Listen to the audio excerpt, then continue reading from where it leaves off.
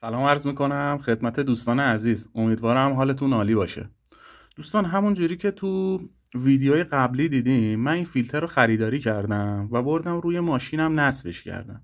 چیزی که هست به خاطر اینی که این فیلتر فوم دورش رو نداشت و این ضخامت دور فیلترم کم بود. این دور تا دور فیلتر نمیتونست خوب آب بندی کنه و ما میدیدیم که هوا میکشه و عملاً نمیتونه عمل فیلتراسیون و این فیلتر انجام بده. بعد من اومدم تو اینترنت سرچ کردم و دنبال پیج اینستاگرامشون گشتم تا پیج اینستاگرامشون رو پیدا کردم و بهشون دایرکت دادم که آقا من این فیلتر رو خریدم، این فیلتر عملا کار نمیکنه، این نمیتونه دور تا دور آب بندی کنه، این فیلتر درست کار نمیکنه، نقص داره، اینو من باید چی کارش کنم؟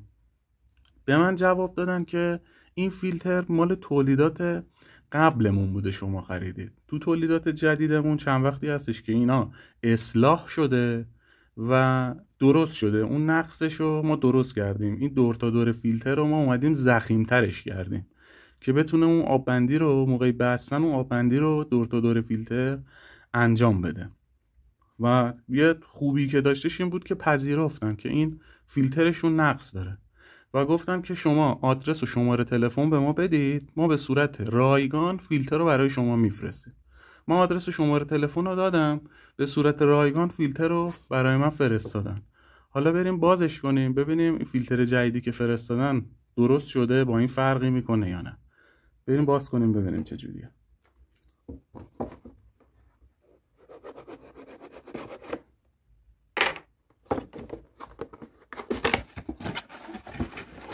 خب نشو بذاریم کنار. خب بله، این فیلتر دور تا دورش میبینیم که دور تا دورش ضخیم‌تر شده. دقیقاً فیلتر همونه، فقط دور تا دورش ضخیم‌تر شده. ببینید من میذارم بغل هم دیگه. ببینید این یکی جدیده که فرستادن ضخیم‌تر شده، این یکی که قدیمی است این نازک‌تره. حالا باز ما اینا میبریم رو ماشین میبندیم ببینیم، تست میکنیم ببینیم آب بندی میکنه. این ضخیم‌تر شده باز میتونه مثل فیلترهای دیگه آب بندی بکنه و کیپ کنه که فقط از این وسط هوا بکشه. این اندازه دورش هم من بگیرم. ببینید اینجا 4 میلیمتر ضخامت فیلتر قبلی، 4 میلیمتر ضخامتش بوده. این یکی جدیده شده 8 میلیمتر. 8 میلیمتر ضخامت این جدیده شده. این یکی فکر کنم به احتمال زیاد بتونه قشنگ آب بندی کنه. بریم با هم این فیلتر رو نصب کنیم ببینیم این فیلتر جدید میتونه دور تا دور آب بندی کنه و اگه آب بندی کرد و کارایی داشتش با هم تست رانندگیشو بگیریم ببینیم تو تنفس موتور بهینه هست، میتونه مؤثر باشه، مصرف سوختو میاره پایین و ببینیم تنفس موتور بهتر میشه یا نه. بریم با هم ببینیم. خب دوستان، من اومدم این فیلتر جدید رو نصب کنم. ببینید این همون فیلتر قبلی است که دورش نازک بود، آب بندی نمی‌کرد. گفتم یه بار دیگه نشونتون بدم. ببینید تو قاب فیلتر که نصبش می‌کنی ببینید از این بغل هیچ بیرون زدگی نداره. یعنی این بیرون زدگی باعث میشه که دور تا دور این نتونه آب بندی کنه. حالا این فیلتر جدید است که فرستادن دورش ضخیم‌تر شده. اینو که میذاری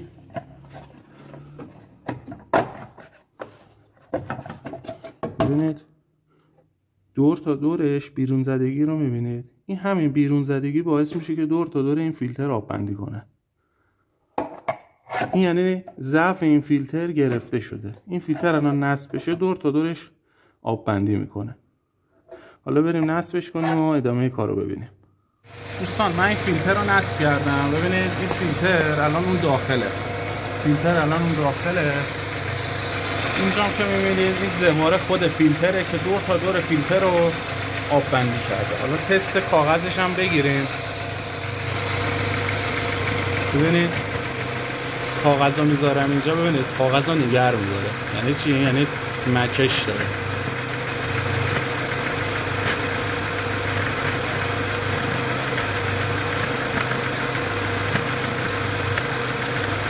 بالای فیلتر کاغذ رو ببینید چه میکشه تو.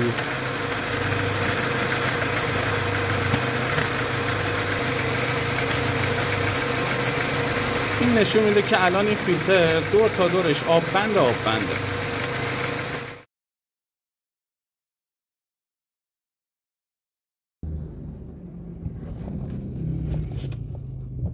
خب دوستان، بریم یه گاز به ماشین بدیم، یه 1 و 2 پر کنیم ببینیم نفس ماشین چجوریه.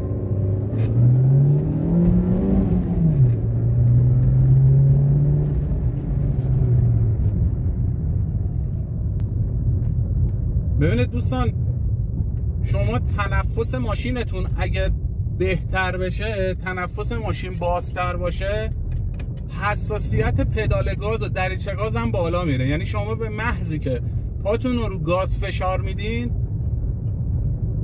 ماشین از جا میکنه. حساسیت پدال، مخصوصا تو دریچه گازهای سیمی، دریچه گازهای مکانیکی، حساسیت پدال گاز خیلی میره بالا. به ماشین که گاز میدین سریع از جا میکنه، مخصوصا اگه تخت گاز کنید ماشین میکنه از جا. حالا بریم باز یه جا خلوت پیدا کنیم.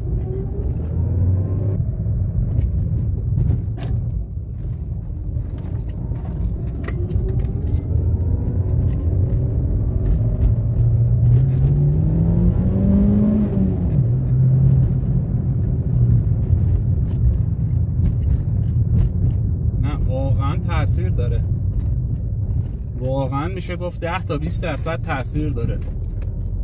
خیلی ماشین هم بهتر گاز میخوره، هم نفس ماشین اصلا چاق‌تر شده.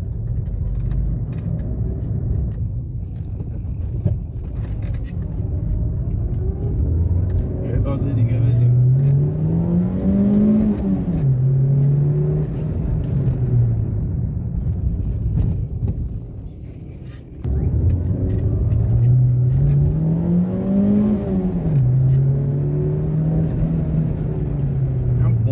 دنده ها خوب پر میشه، واقعا نفس ماشین چاق شده، واقعا تو گازخور ماشین خیلی تاثیر میذاره. ببینید دوستان، من همون جوری که اومدم تو ویدیوهای قبلی گفتم این فیلتر ایراد داره، این فیلتر نقص داره، همون جوری هم الان میام میگم این فیلتر نقصش برطرف شده و واقعا رو ماشین میتونه مؤثر باشه، رو نفس ماشین میتونه مؤثر باشه. فیلتر خوبی هستش، همونجوری که من بعدیشو گفتم اینجا حالا خوبیشو میگم. و یکی از چیزهایی که واسه من واقعا قابل ستایش بودش این بودش که واقعا پذیرفتن، تا بهشون گفتم آقا این فیلتر نقص داره، پذیرفتن و به صورت رایگان واسه من این فیلتر رو فرستادن. دوستان اگر قصد خرید دارید، من پیشنهاد میکنم از سایتشون خرید کنید یا از پیجشون خرید کنید. حالا من به خاطر قوانین یوتیوب نمیتونم اسم شرکتشون رو ببرم، ولی اگه خواستید خرید کنید تو گوگل یا تو سرچ اینستاگرام سرچ کنید فیلتر سبز، میاد اسمشون. تو پیج اینستاگرامشون هم هست تمام اطلاعات فیلترها، چه فیلتری تولید میکنن، واسه چه خودروهایی تولید میکنن و لیست قیمتاشون هست. هم کلی فروشی دارن، یعنی عمده فروشی میکنن، هم تک فروشی دارن، قیمتاش هستش. من دیجیکالا خرید کردم، خیلی قیمتشو بالاتر بهم دادن، همین که اون فیلترهای مدل قدیمیشون رو بهم دادن. از سایت یا پیجشون خرید کنید، این جدیدا رو براتون میفرستن. این یه مطلب دیگه این که خب دیدید که تست کردیم و واقعا فیلتری هستش که رو نفس ماشین واقعا تاثیر میذاره، نفس ماشین رو خیلی باز میکنه. من تست کردم، تو تست واقعا هلوش 10 تا 20% یعنی محسوس بود، اون نفس کشیدن، باز شدن نفس ماشین محسوس بوده. خب این رو مصرف سوخت هم تاثیر داره، یعنی واقعا مصرف سوخت رو میتونه بیاره پایین. بعد از نظر قیمت هم که نسبت به فیلترهای کاغذی خیلی ارزون تر هستش، قیمتش نسبت به فیلترهای کاغذی خیلی باصرفه تره. دوستای گلم، عزیزای دل، امیدوارم که ویدیو کارهای لازم رو براتون داشته باشه. دوستان لایک کردن ویدیو توسط شما خیلی میتونه به من کمک کنه، پس ویدیو رو لایک کنید، چنل رو سابسکرایب کنید و زنگوله رو هم روشن کنه رو روی آل قرار بدین که هر وقت من ویدیوی جدید میذارم براتون نوتیفیکیشن بیادش. یادتون نره که خیلی دوستتون دارم. تا ویدیوی بعدی، خدا نگهدار.